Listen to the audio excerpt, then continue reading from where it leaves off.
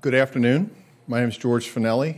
I'm the Aeronautics Research Director here at Langley, and it's my pleasure today to introduce the speaker for what I think will be a very informative and good presentation to see some of the great successes that can happen in aeronautics research these days and where Langley played a major role. And I would imagine, and I know, because I see project office people here, but I imagine a lot of you contributed to the success of what Faye is going to talk about. Our speaker is Dr. Faye Collier, and he works in the Aeronautics Research Directorate and has managed for the past 5 or so years the ERA project. The ERA project was the Aeronautics Research Mission Directorate's foray back into high TRL flight tests and large ground testing. Coming out of an era when a lot of the portfolio was based in fundamental research. Dr. Jaewon Shin had the express desire to bring back higher TRL technology readiness level investigations and research into the portfolio.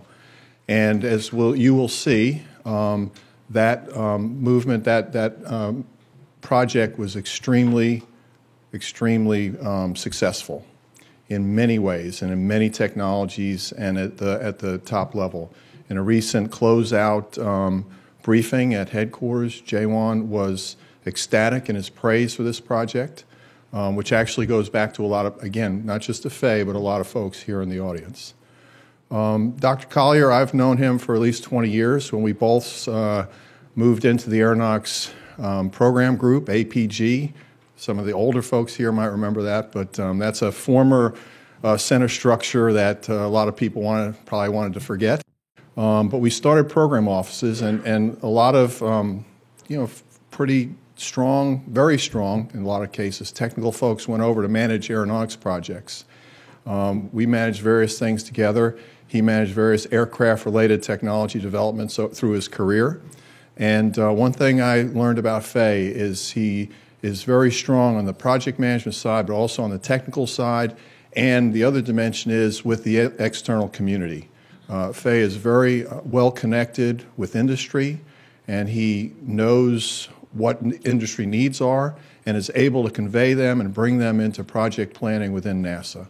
So all of that, I think you will see, has played a part in the role of this. Another thing that he did, working closely with Langley and other centers, was assembled a very strong team on this project. And I can't compliment the team enough, and a lot of them are in the audience, so since they all work in my group, I'll take the opportunity to say, job well done. So I hope you enjoy this and learn something. And for the career aspect, there was learning. One thing I know about Faye is he's always learning. Even during this project, he learned and grew in his project management skills. So I hope maybe he'll convey some of that learning that he had in this so that you all can learn from that. So with that, please help me in welcoming Faye Collier.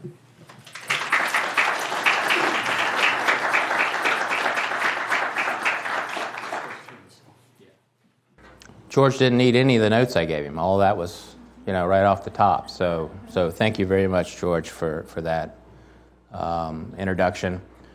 And I want to pick up on a theme that George mentioned several times.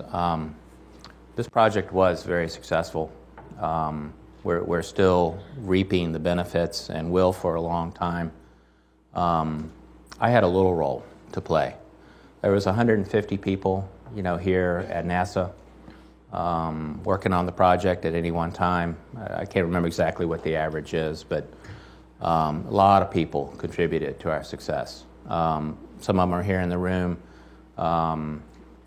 So big shout out to the team.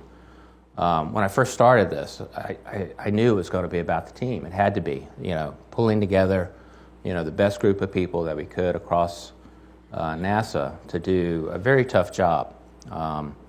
And so now we're seeing the fruits of our labor. There was also a key industry component. So when I had a chance to stand up in Washington a few weeks ago, or a week ago, however long ago it was, 10 days, 14 days now, maybe, Industry played a key role as well. George mentioned that component. And so I have spent a lot of time out on the road trying to figure out what this community needs. It's not just industry, it's government, other government as well, FAA and DOD.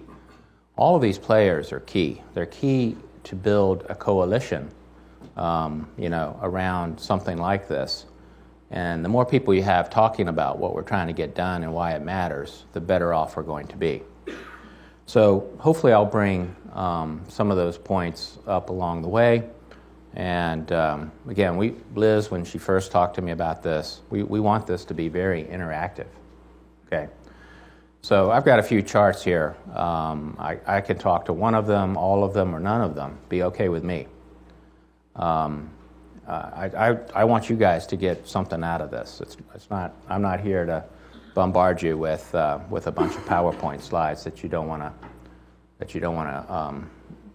hear about. But there are a lot of exciting developments. A lot of times I'll start off a meeting like this with I'm gonna ask you, is there something on your mind that you want me to touch or talk about before I move on? So I'm willing to spend a couple of minutes just trying to hear from you. What is it you'd like to know? This is a career and professional development symposium.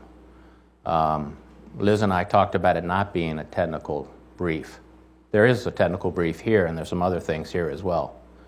But what is it that's on your mind about why are you here, and what would you like for me to talk about? Don't be bashful. Let's go back here first. George Finelli mentioned that you were still learning in the course of the DRA project. I'd love to hear about those main points of learning. Okay. All right. I think I'll cover that. If I don't, we'll save some time at the end when we come back to it. Okay? I'd love to hear what you think, you may talk about, were the key elements that made this project so successful. Okay. All right. Yes. I'm interested in how NASA interacts with industry and what your best practices for that would be. Okay. All right. Liz? I would like to know about how you handle this personally, because I know you have a family, you have other responsibilities. It's a huge responsibility. Can you somehow explain how you handle that personally without, going crazy?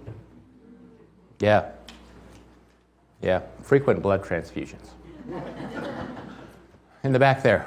Because we need Joanne to be here to provide the counterpoint to that. Indeed. Now that you've laid this foundation, you've had this tremendous success. What do you envision as being the next steps and what do you launch out from here? Okay. All right, great. Any other questions?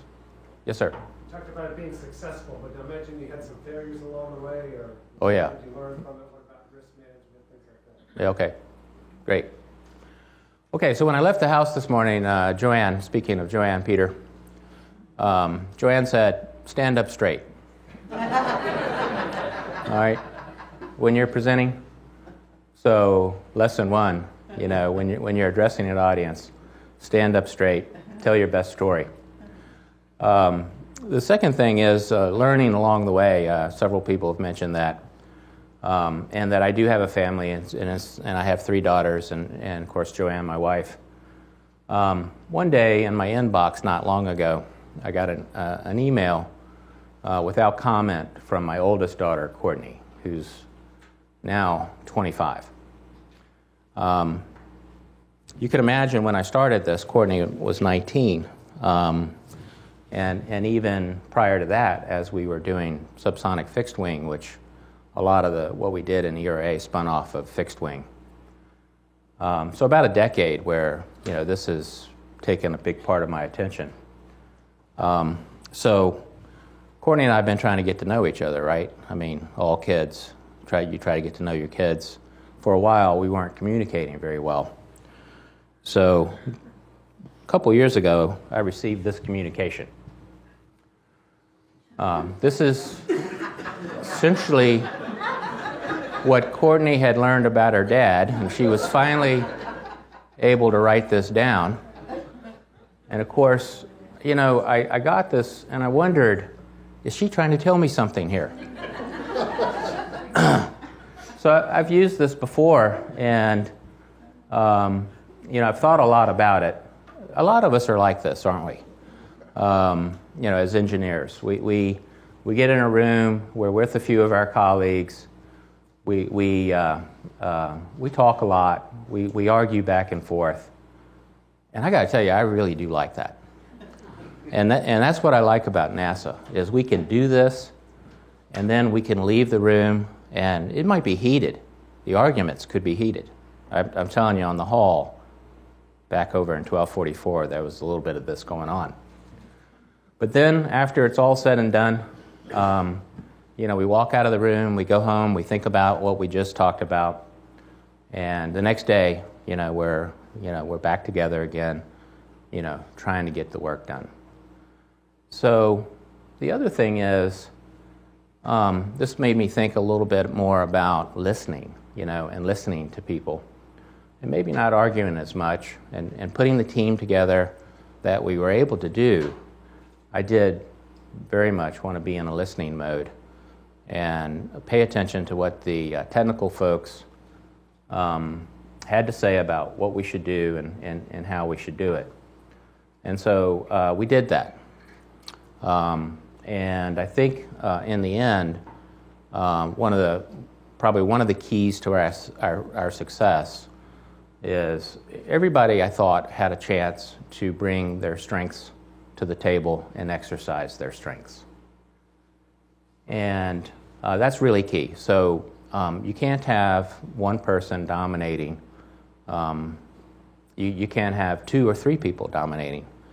In an effort like this, across 4 centers with 150 people and a large industry component, you've got to figure out how to let go, how to release, control, and let some of this happen. Now, there are some control elements that I'm going to talk about in a little while, but put yourself in a listening mode and pay attention to the smart people around you. Okay, so moving on from there. About 10 years ago, we had a chance to start talking about these grand challenges for aviation. And this story has evolved over time, but there were 2 of them that really struck me as we were in the middle of subsonic fixed wing in from like 2005 to 2010. And this, ERA really was a spinoff of subsonic fixed wing. We took the best of what we had learned there and continued that in ERA, and I'll talk a little bit more about it in a minute. But noise, community noise due to aircraft operations is still the number one impediment for growing the air transportation system. I was just at a noise symposium a couple of weeks ago in Palm Springs, and it was amazing what I learned there. It was not just technologists like ourselves, but there were public there, and they're very vocal. They're very vocal about noise and airplane noise. And to the point where, they're calling people, they're complaining to the FAA, and every time we try to implement something that's new and helpful, even that causes complaints, is what we've figured out. So we've got to keep our eye on community noise, and we've had this long-term goal of containing all the objectionable noise within the airport boundary, and we kind of use these tadpole charts. These were developed by Russ Thomas and his team, and Steve Rizzi has played a role in it as well. And if you look from left to right, the tadpole on the left, this is a landing takeoff cycle, is sort of where things were when we started, or the one just to your right.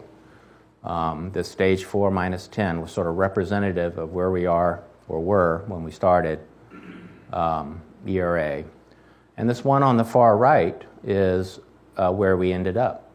And I hope to show some experimental evidence that we can now pretty much stand up and say with a straight face that that far right tadpole is very achievable. So we started with this as kind of our mantra 10 years ago, and we've been working toward that far right goal for that amount of time. So that's another lesson. Set a goal, stay focused on it, and keep working it.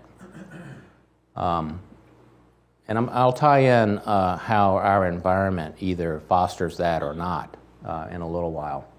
We certainly were blessed with stability, but I think that stability kind of came with some of the successes, that we were having as well. So that was goal, or grand challenge, I should say, number one. Then there was the second one, and this IATA organization, which is an international air transport organization, did us a big favor and established the carbon footprint goal.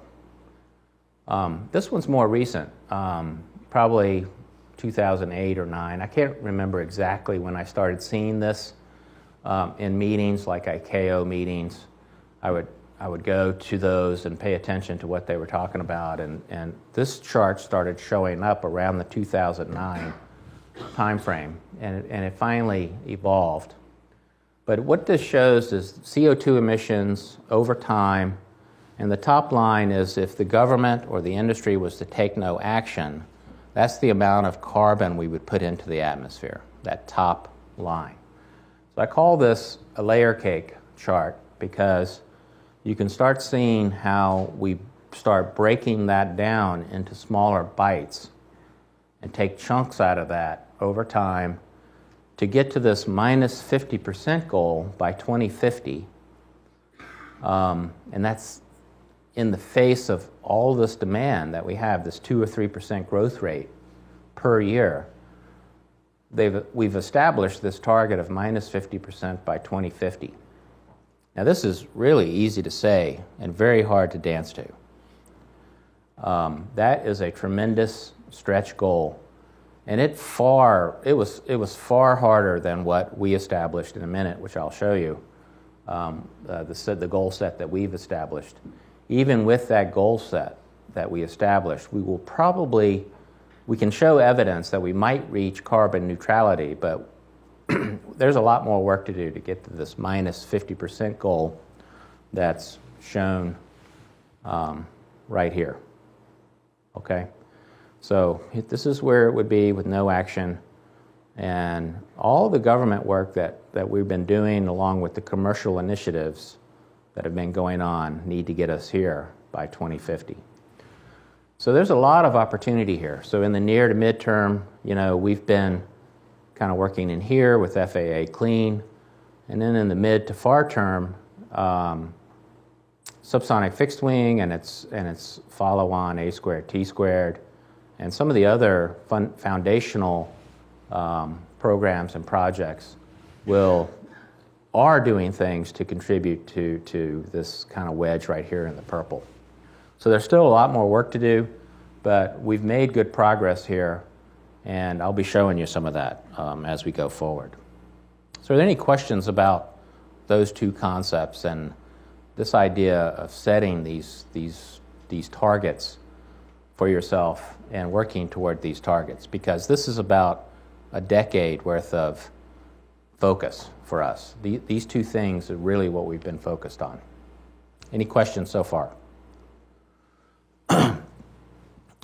I can't really tell you how important it is to have this kind of stuff in front of you to keep the team focused. So I'll just emphasize that. So we've got to do this and reduce noise. So it's not just one or the other. It's both of these things. So everything that we do in NASA around aircraft technology affects one of those, one or more of those goals. So a group of us, as we were leading up to ERA and we were still in fixed wing, invented this chart of technology benefits. This is another really key development. And the neat thing about it is it's set up in over this generational time frame, these 3 generations, 20 2015, 2020, 2025. So there are 3 distinct set of metrics. Now, this is not original thinking because the Europeans had already started this sort of goal setting, but I think what we added to it was we had multiple targets out there in 3 different time frames for our main goals, like noise, NOx, cruise NOx, and energy consumption. And you can see the numerical goals there. And these really are set up to help us meet some of those grand challenges in a kind of time-phased approach. The other neat thing about it is it gave the FAA a place to focus in the near term, and it gave NASA a place to focus in the midterm as well as in the long term. Now, a lot of the industry folks here in the United States were really concerned about this in the beginning. I remember standing up in meetings 6 or 8 years ago saying, where did you guys get this from? I mean, this is very difficult to achieve.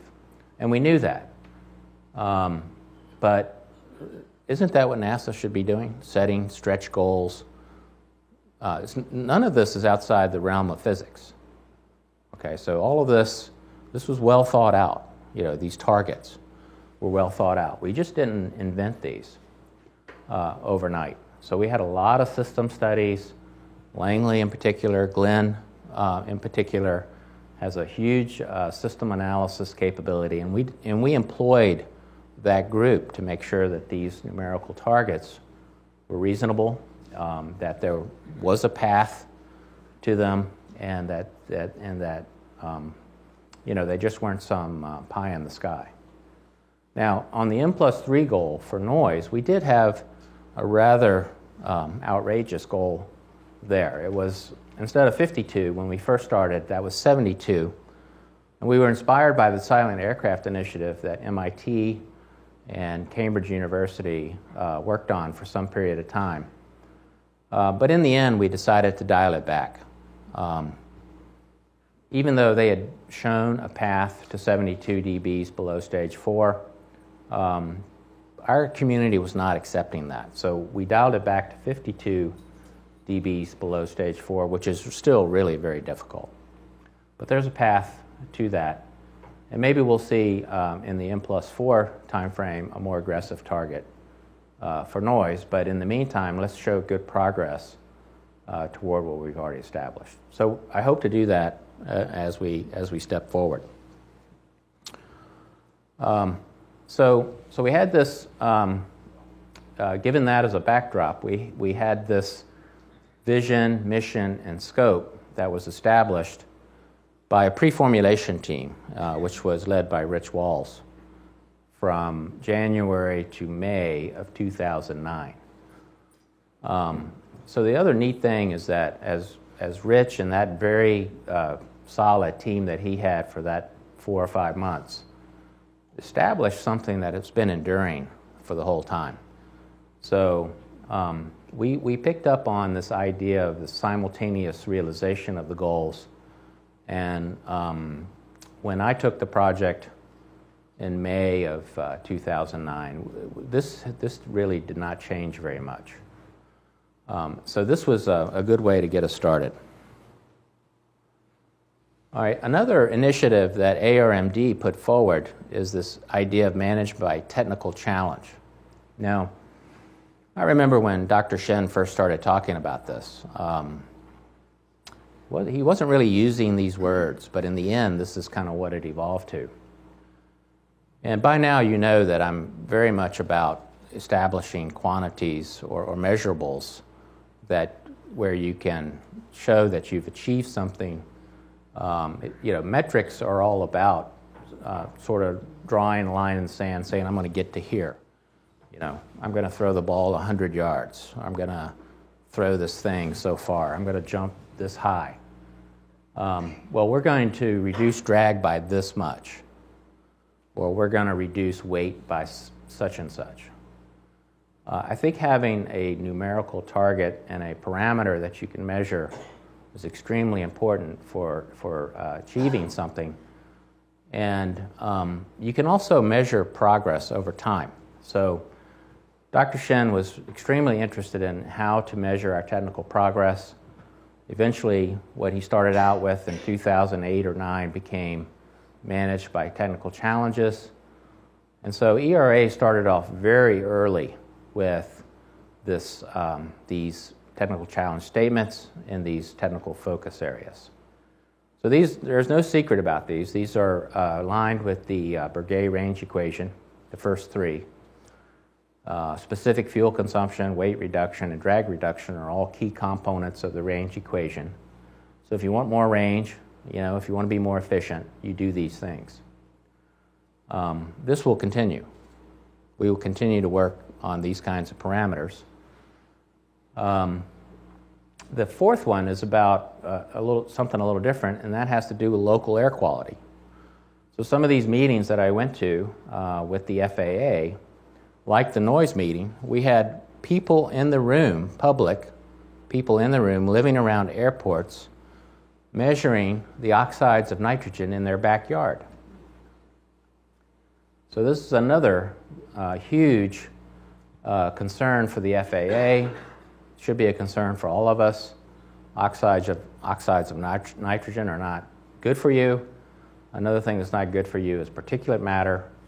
And so we took on this idea of developing combustors that would reduce NOx as well as particulates. So that's what TC4 is about. And then TC5 is all about the integration concept. And so, we've been flying tube and wing airplanes for 60 years or more.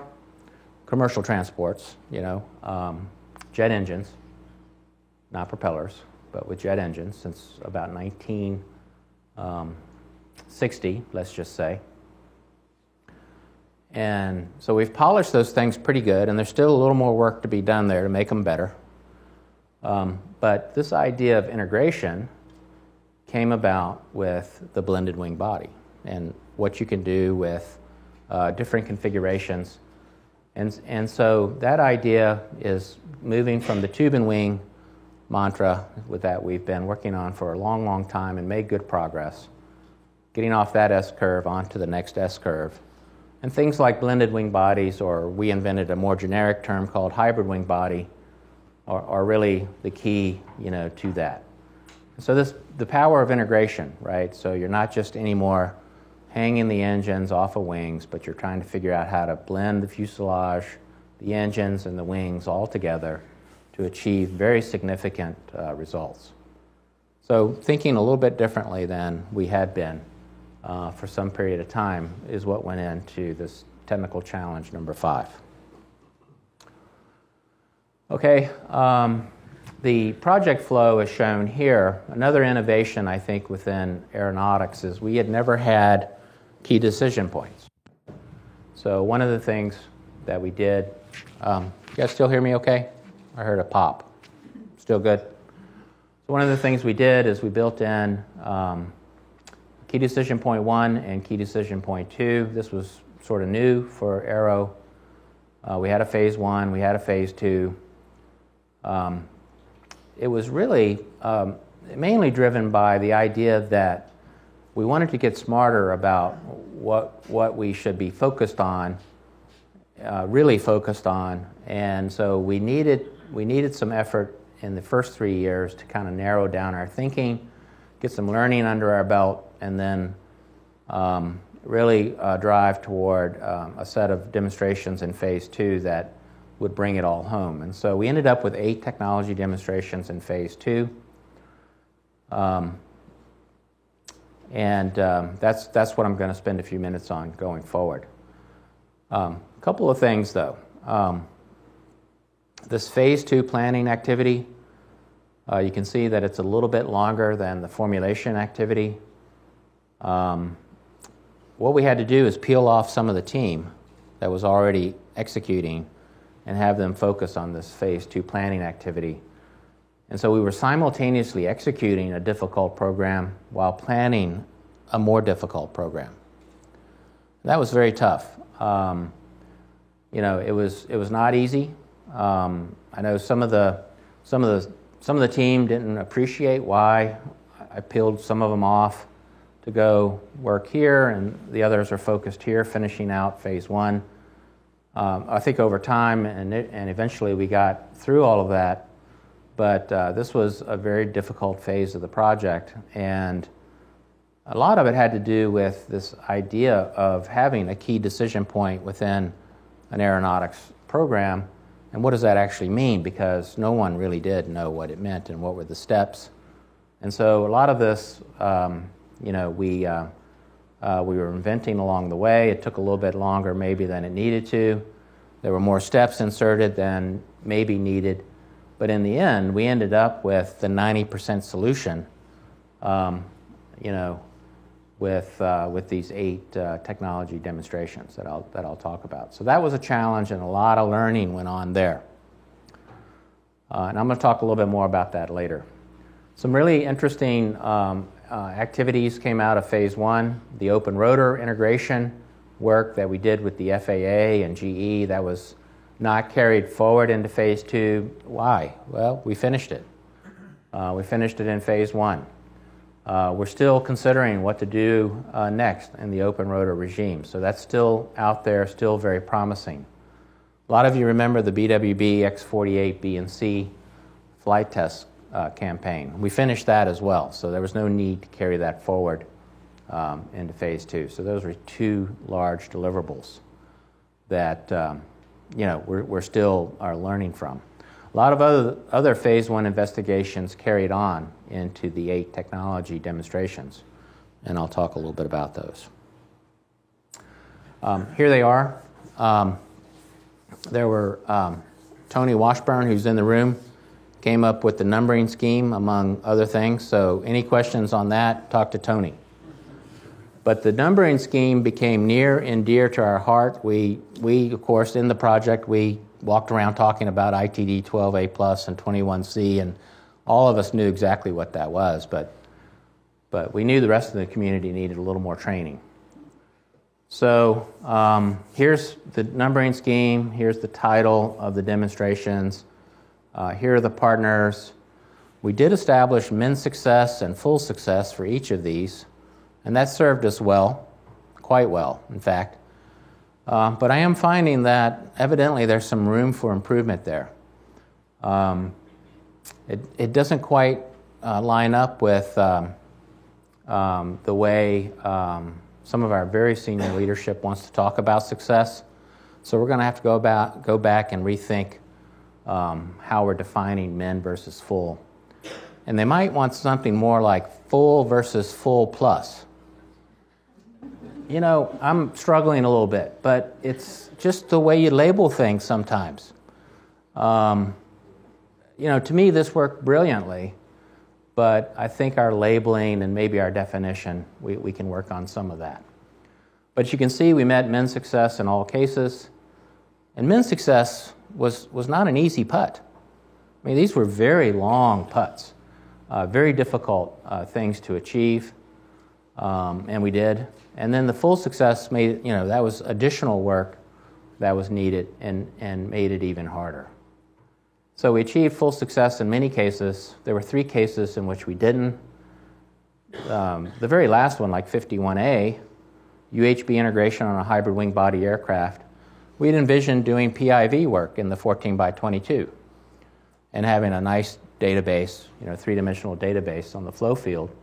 Of course, when the 14 by 22 broke down, we didn't have a PIV capability in the 40 by 80, so we had to drop that. Well, that killed full success.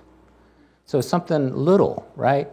So we're in between min and full success, but we still achieved a lot, even though I had to characterize that as yellow.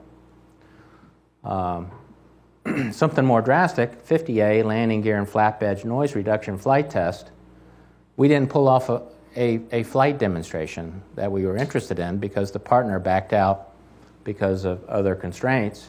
So we weren't able to fly the G550 with METI's concepts.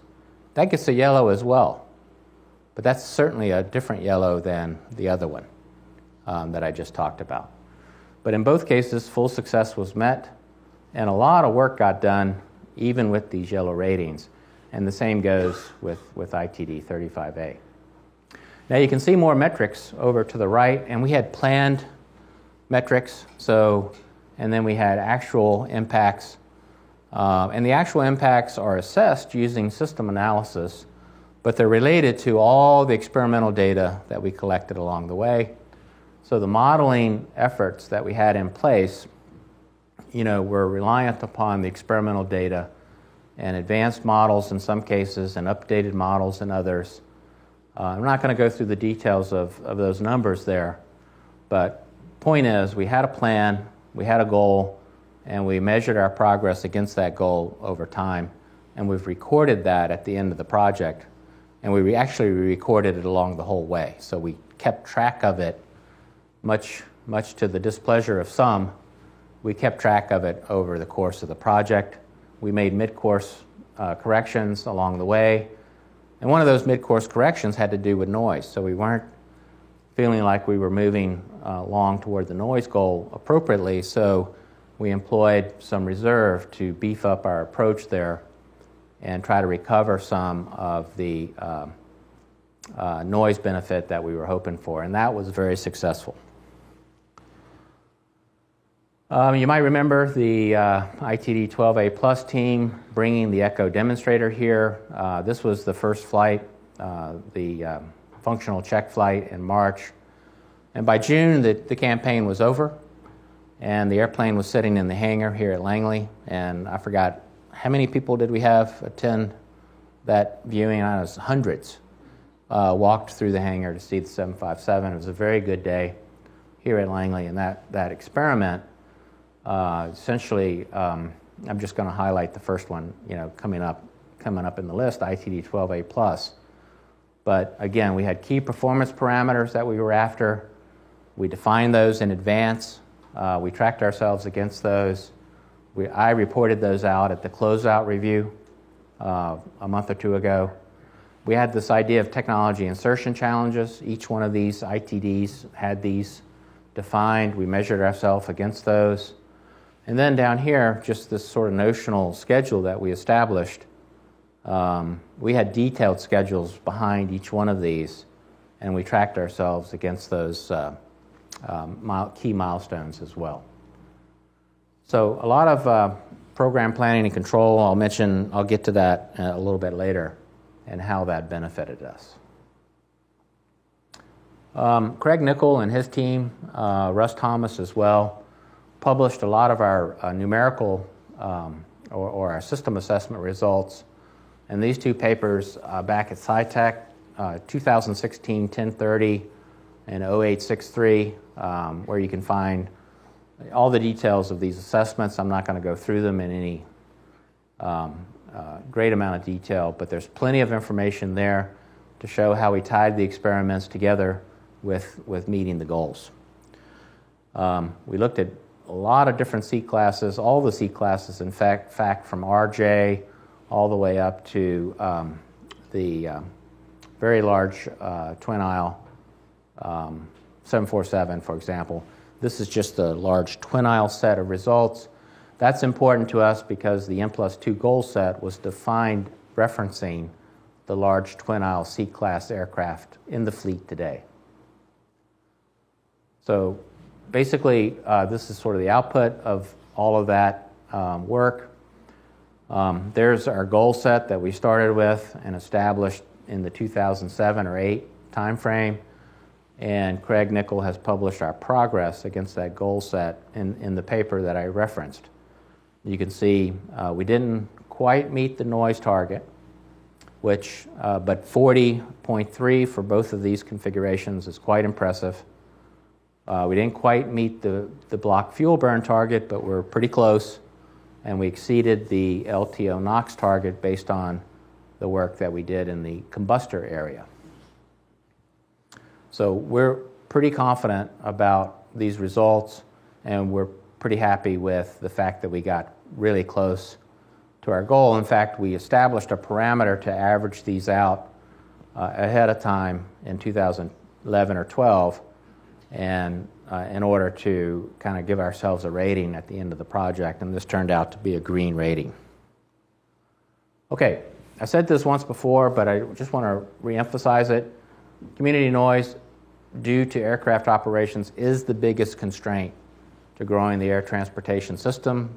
My FAA partners tell me that every time I see them. 2 weeks ago, I was in Palm Springs at a noise symposium. I heard it again. So that's, I get questioned often, why do you even pay attention to noise? Well, this is it. Carbon footprint is also important, as I demonstrated earlier. So we are working both areas simultaneously. Just a quick reminder of a test we did here in the Langley 14 by 22. This one caused me a little trouble in phase 1. Hamilton, you remember that, right? In phase 1, we executed this effort probably with not enough rigor. At least maybe we didn't start with enough rigor. We brought rigor in as we went downstream. I did a poor job of estimating the cost when we sold this as part of ERA. So cost estimation probably wasn't done as well in phase 1 as it could have been. With all that said, this was a grand technical success. I found myself in headquarters defending it weekly, okay, but the technical team did great work here. We spent roughly $30 to $35 million here, believe it or not, on this test. A lot of it went into capability that we're leaving behind at the 14 by 22 to enhance its acoustic measurement capability. But basically, we were trying to, along with many other tests that we conducted on the hybrid wing body airplane, we were trying to confirm once and for all that this idea of reducing the noise footprint to some certain number was doable. And the team took this on. This was one of the key experiments that gave us confidence that actually was doable. I think there was 6 or 7 terabytes of data taken in this experiment. Very, very impressive. 3 years, 4 years of effort culminating in about a 12 to 16 week test. When we first started thinking about this, we were working on envelopes and napkins. Over time, it matured and a very successful piece of ERA. Just a couple more charts here on it. I don't want to go into the details right now. Test results, we had jet noise and shielding. And this idea of shielding was extremely important, not only shielding, but effectiveness of shielding. So we iterated on optimizing how shielding could be used to shield the community noise of an aircraft from the observer. Airframe noise still continues in the subsonic commercial world to be important. It's not just about engine noise. So we paid a lot of attention along the way to airframe noise along with engine noise. So, and like I said, we left a huge capability behind in the Langley 14 by 22 after we finished in 2013. Some other noise reduction technologies, Mehdi Karami and his work on landing gear and flap edge, and then Mike Jones and his work on advanced duct liners, and then some soft vein acoustic liners as well, all played into the measurements and computations that we made, all played into our confidence around the goal on the noise side. So I'm going to quickly try to demonstrate, based on some information that Steve Rizzi has generated. Now, I don't know, how many of you guys know Steve? Is Steve here today? How many people know Steve? Okay.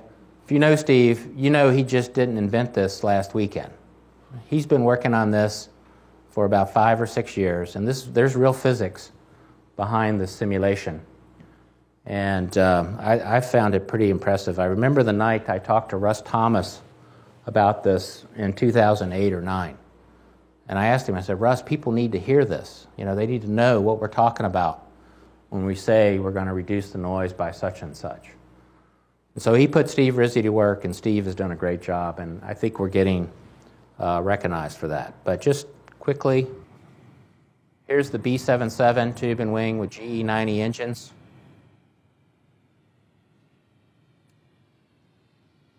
This is approach noise.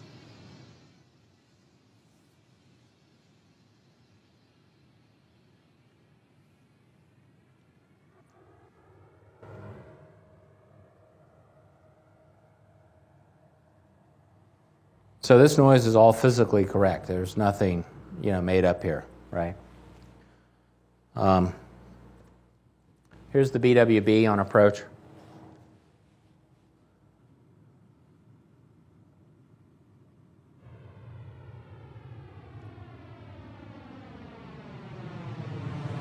But not only is it quieter, it has a different character as well. It's a, so I'll leave it up to you to decide whether the character is better or not. But it is a whole lot quieter.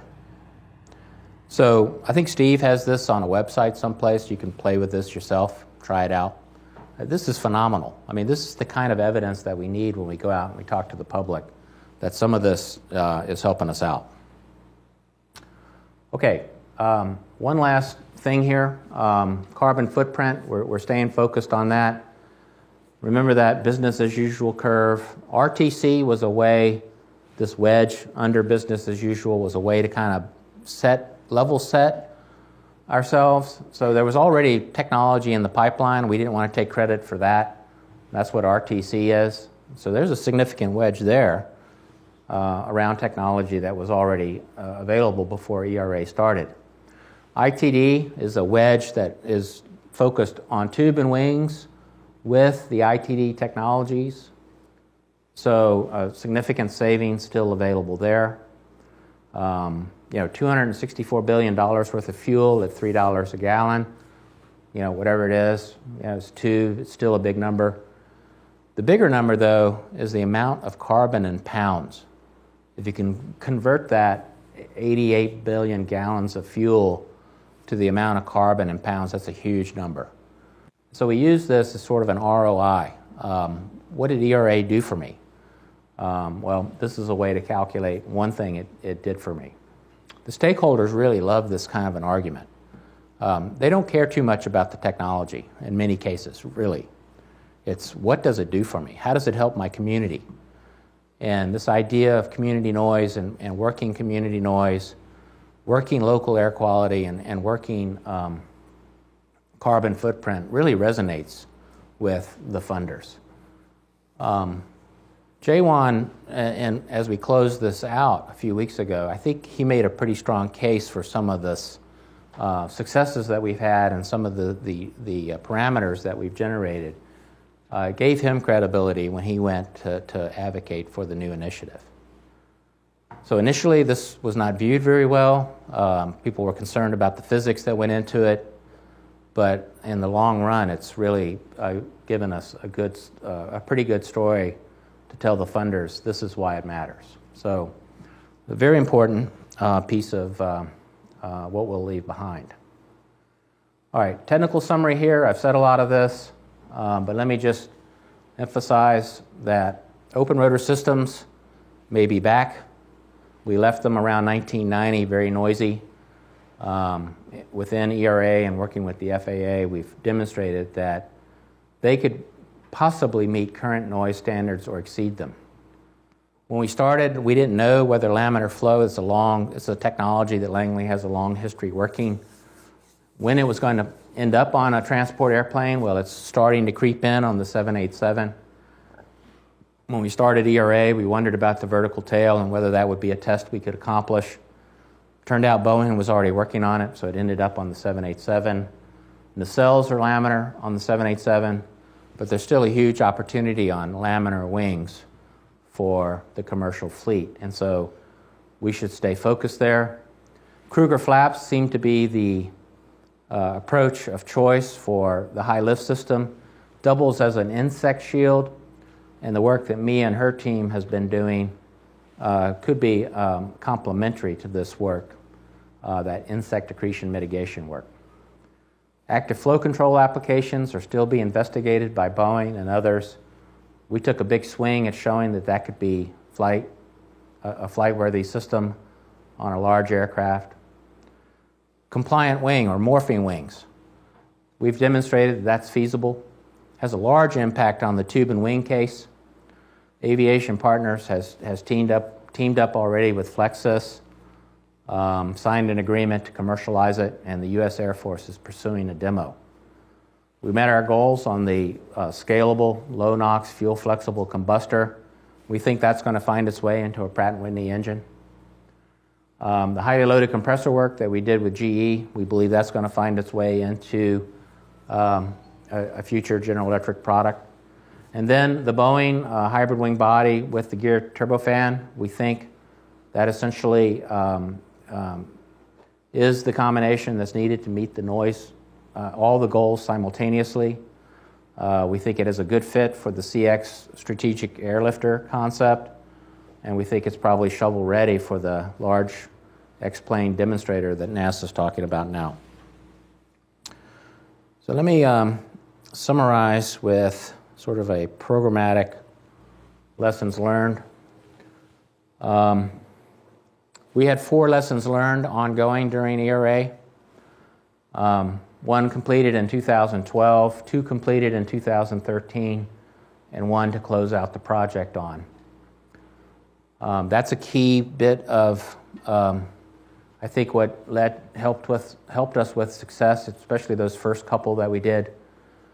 From the beginning, we didn't have time, essentially, to do pre-formulation and formulation correctly. We didn't have the manpower either. So there's some room for improvement there as we move forward. We didn't apply the system engineering principles or disciplines the way we should have when we started. So certainly that helped us in phase 2 and was one of the keys to our success. Top-level requirements and communicating those, establishing those to begin with and writing them down in a way that people can understand them, that's a key. Then having that capability required to deliver. I think that's probably one thing we did very well, is talking with the execution centers, understanding the state of the facilities, and working with those centers to establish that capability that we needed to make some of these very special measurements that were needed to prove or disprove one of our concepts. I think that's one of the things we'll leave behind and people will be proud of. I've already mentioned staffing of skills, and it's not just technical that's needed to get this done. Cost, technical, schedule, and risk play into this all together. You need strong people in every one of these areas. This idea of establishing a baseline so that you can measure yourself over time, really, really important. That's something we struggled with in phase 1, but we were a whole lot better in phase 2. Plans and agreements, formal documentation of those. We're not very good at that. We weren't very good at that in phase 1. We got better in phase 2. Still room for improvement. This idea of not having any margin kills a project like ERA, just not having margin either in resources or schedule. Because without margin, as the project manager, I had really, the only knob left to turn was descope. And that's just not a good place to be. I'd rather descope in the beginning and carry a reserve than disappoint people in real time. So this idea of carrying a reserve is really important. Gowdy showed us how to establish risk and uncertainty reserves, and we used that to our advantage. Came with a cost. There were 2 integrated technology demonstrations we could have done with the reserve that we saved back. So instead of 10, we executed 8, but I think those 8 went off very well. This idea of processes for program and project planning and control, very important. A project like this needs a strong command and control structure. I think that helped us quite a bit. We had a centralized command and control plan. And then the closeout process turned out, because of a few milestones slipping downstream a little bit further than we had hoped, that we got into a little bit of rub on the closeout process. So we didn't plan that very well, or as good as we should have. So we shouldn't forget about what's needed to close the project down, even though we tried to put that into play and we were granted a plan for that and the funding. It wasn't good enough. So we probably missed that by a few percent. So that could be done better. And then the idea of transitioning people, at the end of the project. So I think I'll stop there. We're running short on time. I don't know if I've answered all your questions, but I'm here. I can stay till 1 or 1:10 or 1:15 as long as you like, if you want to come up afterwards. But that's all I had for you at this point. Thanks for your attention. You can take public questions if you like. We've got the auditorium, so. Okay, sure, I'm happy to. So I'm sorry I talked longer than I intended to, but again, I can take any questions that you have. Stay as long as you like. So anything out there you want to hear more about? Or you have a question that I didn't get to that you were interested in? Feel free to ask it again.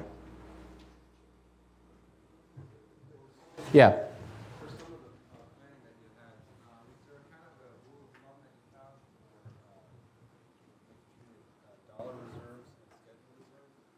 We didn't use a rule of thumb, like 15% or 25%. We actually went in, and Gowdy led us through this process. We analyzed schedules and plans, and each one, we kind of took each one apart and established an uncertainty margin around that. And then we added all of that up, and whatever it came out to be, that's what it was. And it varied between the ITDs, how much was needed. So we just didn't apply a 15% here and everywhere. It was a very conscious, deliberate analysis that we did over an extended period of time to establish a dollar figure for that particular demonstration. It was quite an effort. Gowdy? You can identify a schedule, 80% confidence level? Right. So we wanted our schedules to be of a certain fidelity, and so it took time to get them to that level of fidelity. And so we did target like an 80% confidence level in schedule. Many times you start off with something like 30 to 50% confidence level. And so, you go in, you make adjustments to different, time durations and until you get it to the point where you feel good about that schedule, and you do a lot of simulations to kind of prove to yourself that you are at that confidence level. That answer your question? Yes. Okay, probably more than you wanted to hear. Was that process documented? Yes. Yeah, we can share that with whoever needs it, whatever project you're working on. In fact, we were already getting phone calls about what we did there and how it's used. But it's a pretty standard process. Dave? Yeah, they're on NX. I can give you the link. Anybody that wants the 4 documents or the PowerPoint or the PowerPoint, just let me know. We can get that to you. There are 4 formal lessons learned activities. I'm happy to share those with anybody. Yes, Manjula. Hey, Faith, what is the next project now? All this cool stuff you are developing. So where is the next project that you take it and make those bigger things happen? So right now, you heard about what happened in February with the president's budget, $3.7 billion added on to the base. Right now, after we closed out ERA, there's an action team that's put into place to figure out the management processes that we're going to apply to some of those demonstrations based on some of the things that we did. Did we go too far? Did we not go far enough for that kind of work? So there's a team being put together to look at how we're going to manage NAH from a management perspective. There's also a procurement team and a couple of other teams that are starting to ramp up. So I think the NAH initiative, the New Horizons initiative, is a tremendous opportunity. And whether we do all of it or some of it, it's still going to be a tremendous opportunity for NASA. In the back?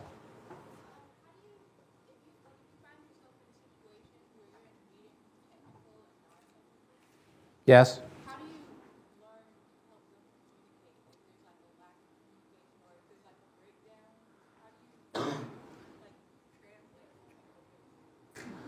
Time helps. Okay, calling timeout, right? Walking away. Let's meet again tomorrow. People need time to digest a lot of this stuff. There's always going to be arguments. That's how I started, with the slideshow, where a lot of us are engineers.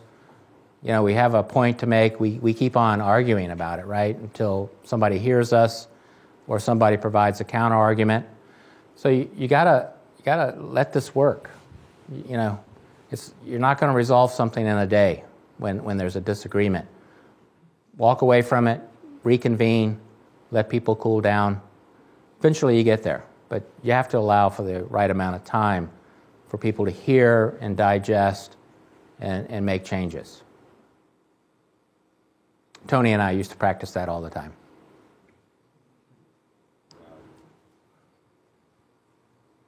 Okay? Liz? Related to your personal management of yourself and your family during this Yeah. whole process, how did you do that? Did you have to set goals for your family and yourself, or how did you do that? Well, I think most people on the team will say that we were pretty family friendly. I'm hoping they'll say that. But we had problems in the early days because of the way we were operating. People were having to work weekends and late nights, and we fixed that. We fixed that by establishing to the best we could, a ConOps. So here's how we're going to operate. We're going to operate this way every week. We're going to cut off reporting on this day. I don't want you working Friday and Saturday to make your report, so we're cutting it off on Wednesday. And you'll report on that information next week. So we had tricks that we used, but the main thing is deciding how you're going to operate that way. And then make adjustments for, see how it's working on people, for the team, and then make adjustments till you get it to where it's working for you and everyone else. But we tried to get really efficient, and I think we did eventually become pretty efficient in the use of people's time. So be careful when you have a management meeting that it's not a sausage-making meeting. You don't make sausage in management meetings. You come with information that people can understand and digest and make decisions on. So the sausage making needs to go on behind the scenes so that information is digestible and actionable. So we try to do a lot of things to make us more efficient in how we operate at a day-to-day basis. I don't know if there's anybody out there that wants to add to that was on the team. Were we partially successful in that? I see a few nodding heads. A lot of people actually thought we were too rigorous.